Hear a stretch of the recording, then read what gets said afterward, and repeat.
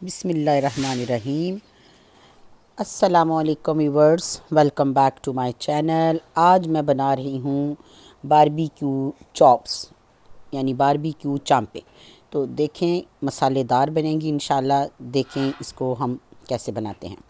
जी ये तकरीबन जो है ना 3 किलो चॉप्स है। मैंने इनको अच्छे से धो लिया है और ये जो चर्बी साइडों पे लगी हुई है मैंने इसको नहीं उतारा। ये चर्बी साथ रहे तो ये इसमें बड़ा अच्छा टेस्ट आएगा इसका। अब ये देखिए एक बाउल में मैं ले रही हूँ दही। 6 टेबल स्पून मैंने लिया है दही।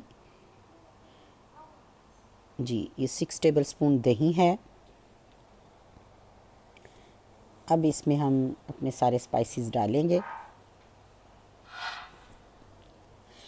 जी ये देखिए मैंने रेड चिल्ली पाउडर डाल दिया इसके अंदर तकरीबन 2 टेबल स्पून भर के। उसके बाद रेड चिल्ली पाउडर रेड पहले मैंने चिल्ली फ्लेक्स डाली थी जो कि कुटी हुई लाल मिर्च 2 टेबल स्पून और 1 टेबल स्पून मैंने डाल दिया रेड चिल्ली पाउडर। इसके बाद 2 टेबल स्पून ड्राई कोरिएंडर, सूखा धनिया पिसा हुआ।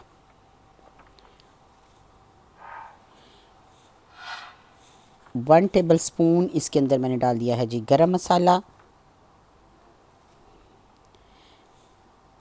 और अब जाएगा 1 टेबल स्पून ज़ीरा पाउडर। ये भी मैंने ख़ुद ही इसको अच्छे से कूट लिया है।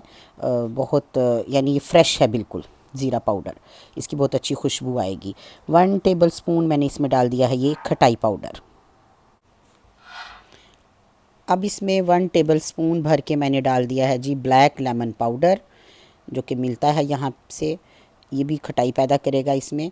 उसके बाद 1 टेबल स्पून इसमें मैं डालूँगी मीट टेंडराइज़र पाउडर। ठीक है जी। ये इसकी जगह पे आप पपाया पाउडर भी डाल सकती हैं यानी पपीते का पाउडर, या फ्रेश पपीता भी डाल सकती हैं, या फिर ये मीट टेंडराइज़र पाउडर भी डाल सकती हैं। ये ऑप्शनल हैं तीनों चीज़ें। अब इसमें जाएगा जी सॉल्ट पर टेस्ट, आपकी जो है वो टेस्ट के मुताबिक सॉल्ट। मैं 1.5 टेबल स्पून डाल रही हूँ।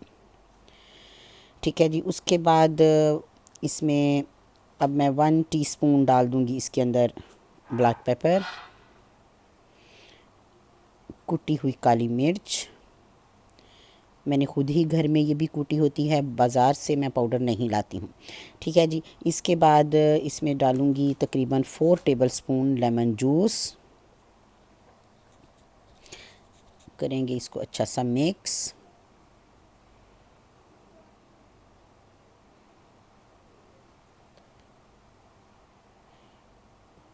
और अब इसमें मैं डालूँगी सिरका, वाइट सिरका 4 tablespoon, vinegar white 4 table spoon.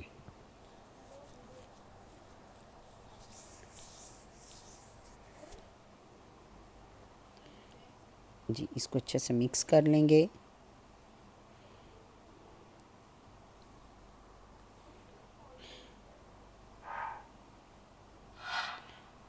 अब इसमें मैं डालूँगी 1 टीस्पून हल्दी, टर्मरिक पाउडर। जी इसको मिक्स करें।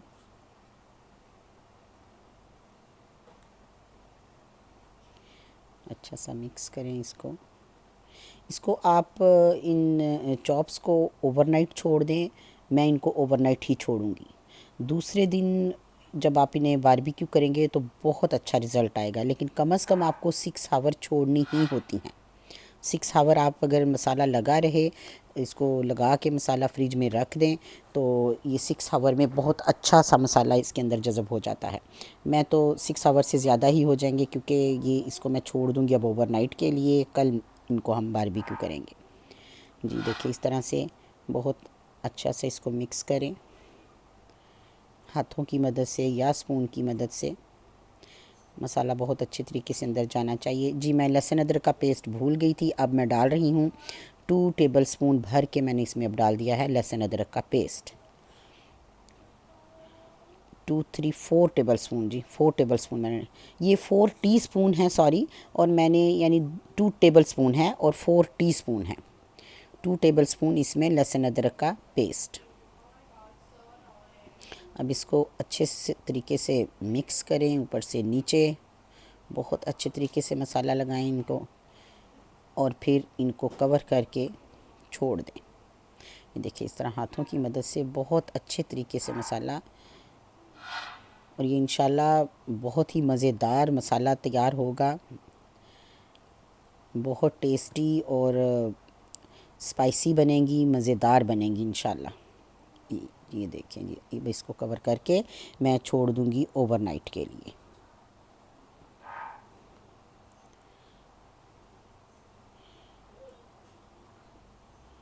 जी इस तरह से। बिस्मिल्लाहिर्रहमानिर्रहीम। अब देखिए, अब हमने कोयले जो हैं वो जला दिए हैं, जिस तरह के कोयले जलाने का तरीका होता है। आज ये बारबेक्यू बनेगी, हम अपने सहन में ही बारबेक्यू कर रहे हैं। ये देखिए,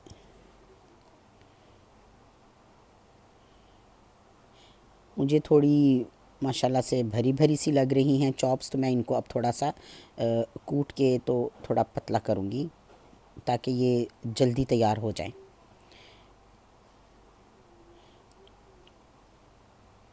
ये देखिए इस तरह से आप थोड़ा सा इन्हें प्रेस कर लें, तो फिर हम अब इसको भी बारबेक्यू करेंगे।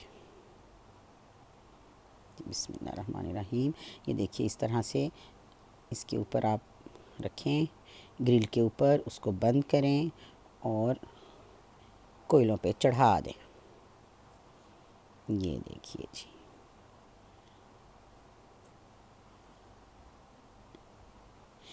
आग बहुत तेज़ नहीं होनी चाहिए जिससे जलने का ख़तरा होता है।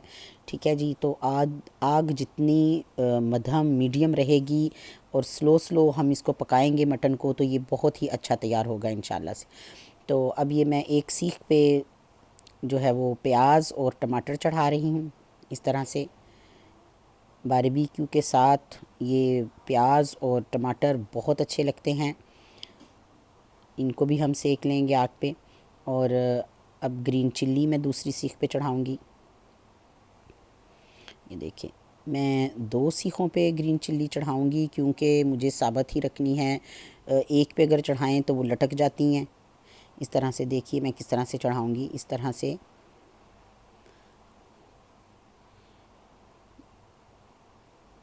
ये देखिए इस तरह से बहुत एहतियात से करें इसको ताकि ग्रीन चिल्ली टूटने ना पाए।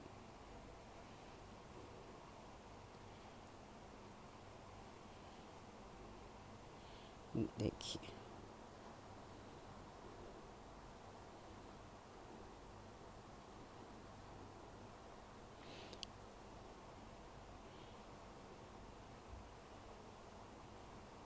ये देखिए इस तरह से। अब बहुत ही एहतियात से मैं दूसरी सीख भी इन ग्रीन चिलीज़ के अंदर से गुज़ार दूँगी। ये इस तरह से देखिए, इस तरह ग्रीन चिली जो है वो पक के तो वो टूटेगी नहीं, ये हमारी इस तरह इंशाल्लाह से साबुती ग्रीन चिली उतरेंगी चॉप्स को, और बड़ी आसानी से जो है ना ये बारबेक्यू हो जाएंगी। ये तकरीबन जो हाफ़ डन हो चुकी हैं, तो अब हम इनके ऊपर लगाएंगे ऑयल। जी इस तरह से